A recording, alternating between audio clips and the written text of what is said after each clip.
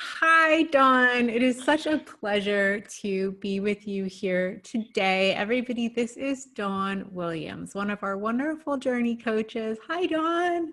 Hi, Noel. Hello, everyone. It's great to be with you. So tell us, where are you from? Where do you live right now in the world?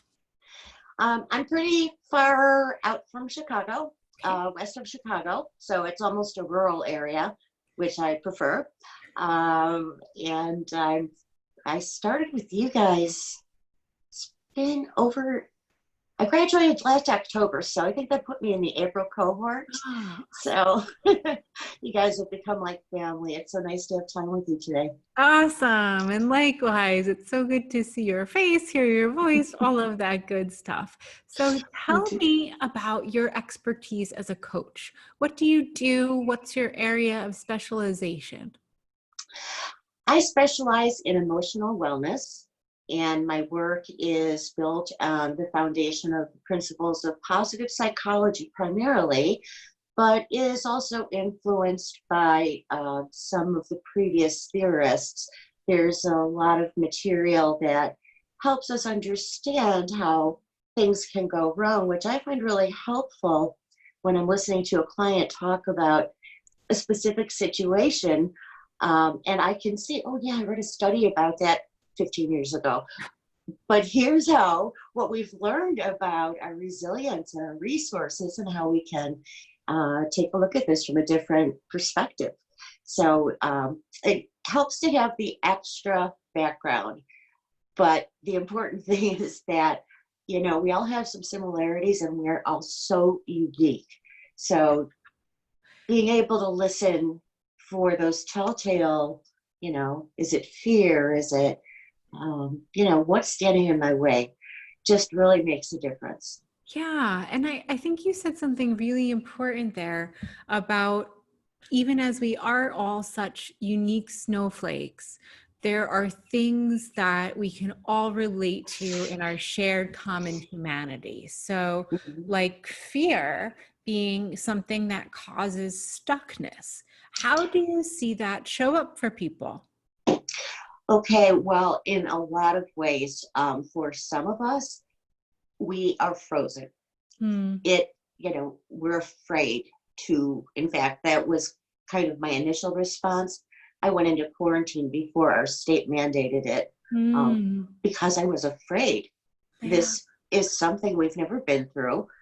And I needed to take the time to, absorb the shock, regain my strength, and start looking at, how do I prepare for this now? Well, I'm a researcher. Curiosity is one of my top strengths. I learned everything I could. I learned how to be safe.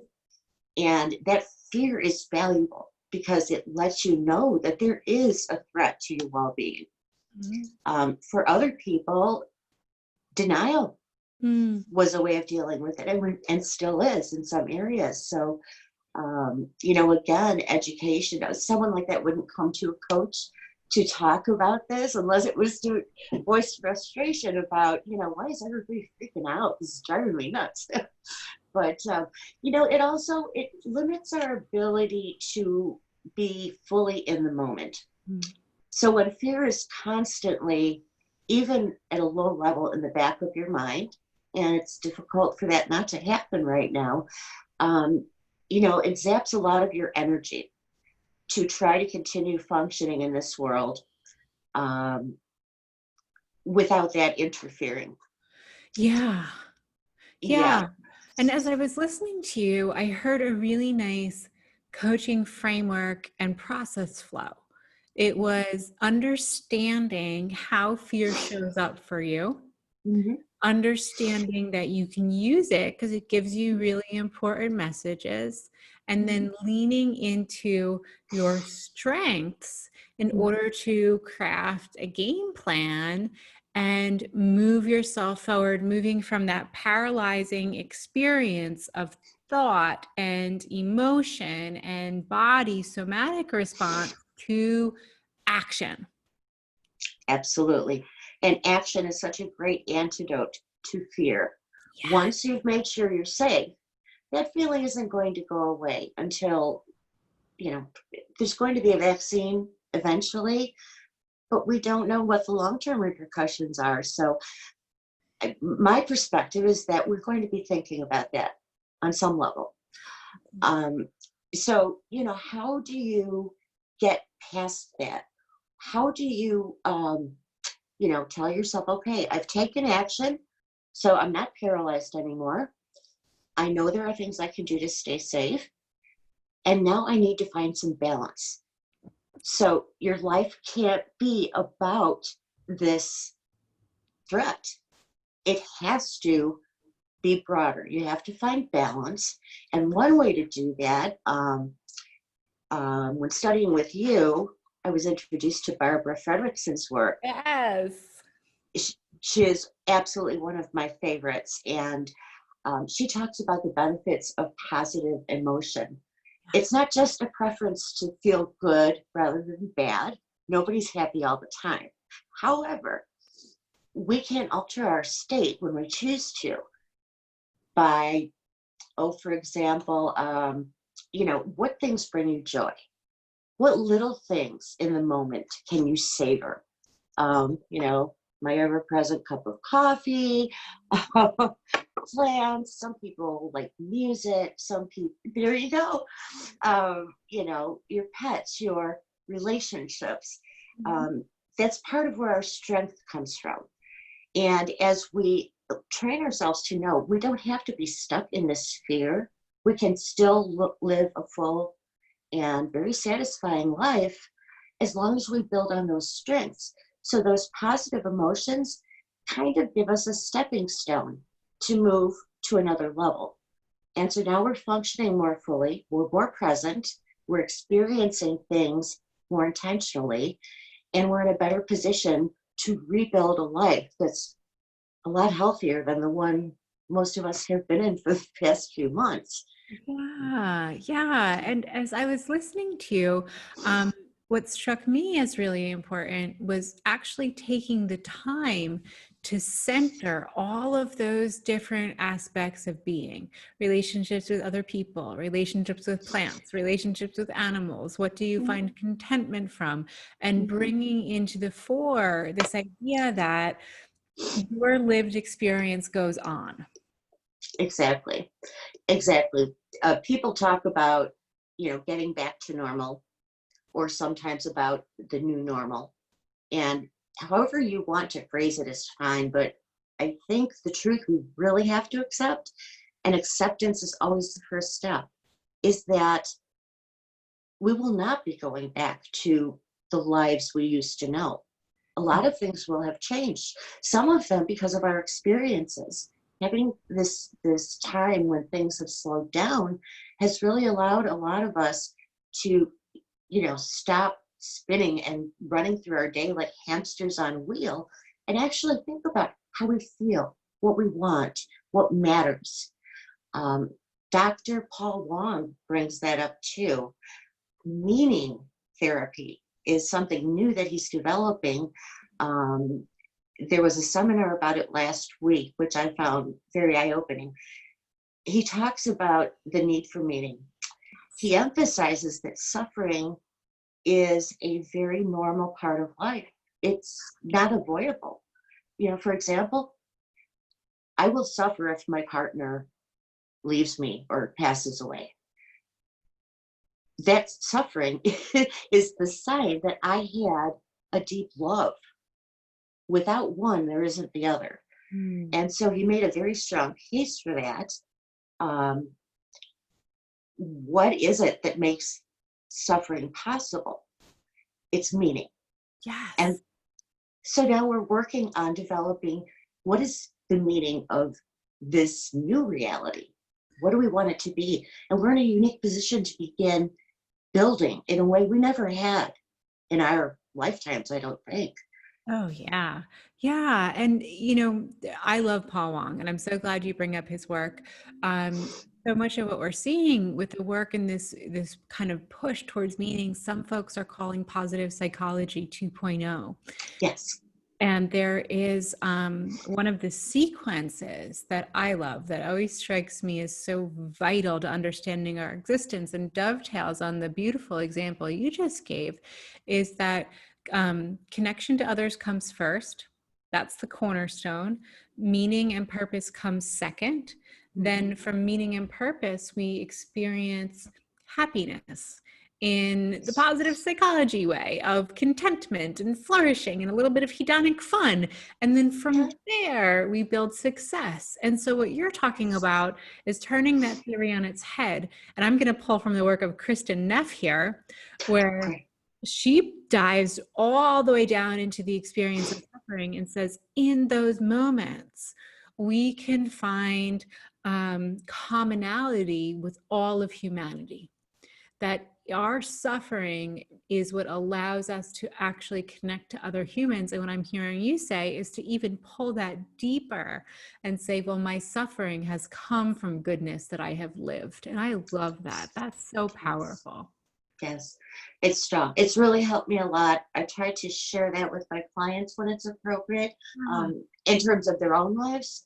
And it seems to help us make sense out of circumstances that otherwise just feel chaotic, uncontrollable, uncertain. We're just drifting. Like, what comes next? What do we do? When you take that perspective on it, though, it gives meaning to what we're going through. Um, Look at all the people who are sewing masks and, donating to causes during the civil unrest. I know we're talking about the pandemic right now, but um, the social rights movement has just begun. And reaching out and being true allies is extremely important. People were donating to bail funds and donating proceeds from their work to organizations that serve disadvantaged communities, Black communities, people of color. And these are just huge gifts of love, in mhm. my opinion. Um, if you can take your suffering and see that in someone else and take action to make that other person feel better, you feel better yourself for Yeah, no reason.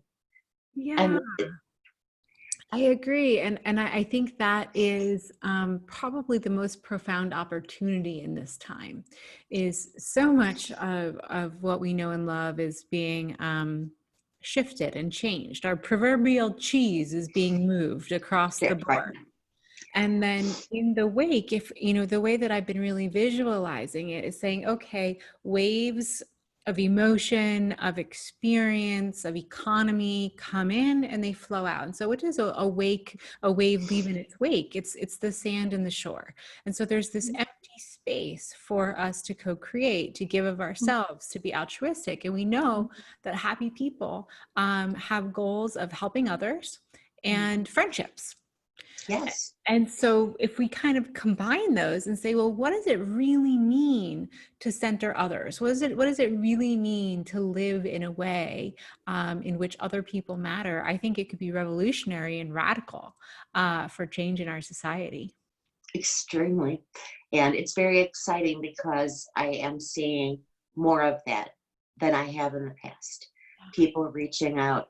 There are some neighbors a few blocks from me who got friends together, socially distanced, and put on a trombone concert. So all the players were 6 feet apart, and the people watching were, in the parkway and in the parking area of the street. And, I think half the block must have been there. But, what a genuine expression of joy. And, you know, you, you need fun. You mentioned hedonics.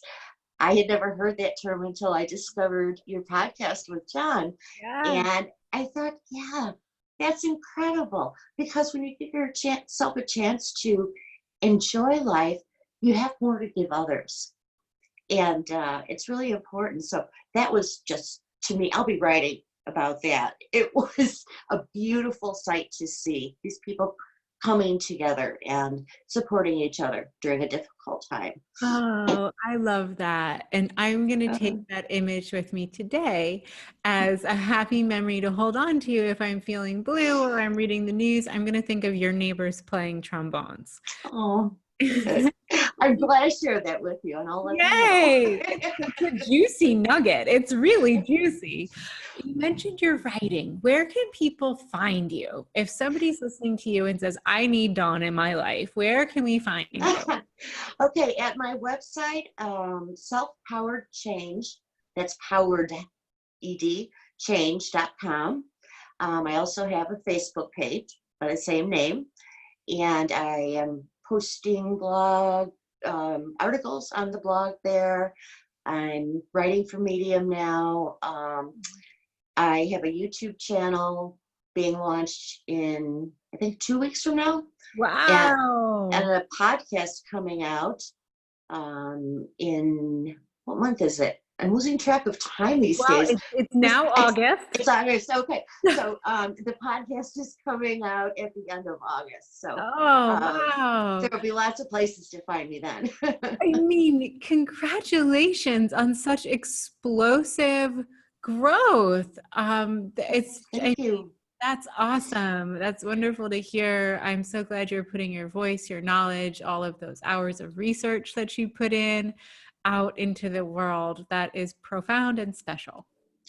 That's my passion. It's Yeah. a message that has to be heard. It Yeah. has to get out there. And I'm glad there are so many of us doing it and having received the benefit of the training through Journey that really, really uh, digs deep Thank you. into these topics. It makes it's life changing. I mean, that was my experience of being a student, and I want to share that gift with whoever wants to work with me. So, Thank you so much. So, if there's one message that you can give to folks who are tuning in, a mm, message of hope, what would it be? oh, that is huge, because hope is kind of that little ember that even when things are so hard, you could never imagine what's going wrong, that ember still burns. And if Mm. you can find a way to fan it, that hope helps you get to a point where you can actually start to build your resilience, deal with your feelings. You know, you have to feel them, you can't wish them away, and then start building something positive. So I would say if you're in a very difficult situation, never forget that there is always something more. Mm. That's powerful. That's powerful. Well, everyone, you heard it here. And if that made you tingle like it did me, give Dawn a call and tune into her YouTube channel and podcast and website one more time. Where can we find you? Self Self-poweredchange.com. selfpoweredchange.com, Facebook, online. It has been such a pleasure. Thank you so much, Dawn. Oh, my pleasure, Noel. Thank you so much. Absolutely.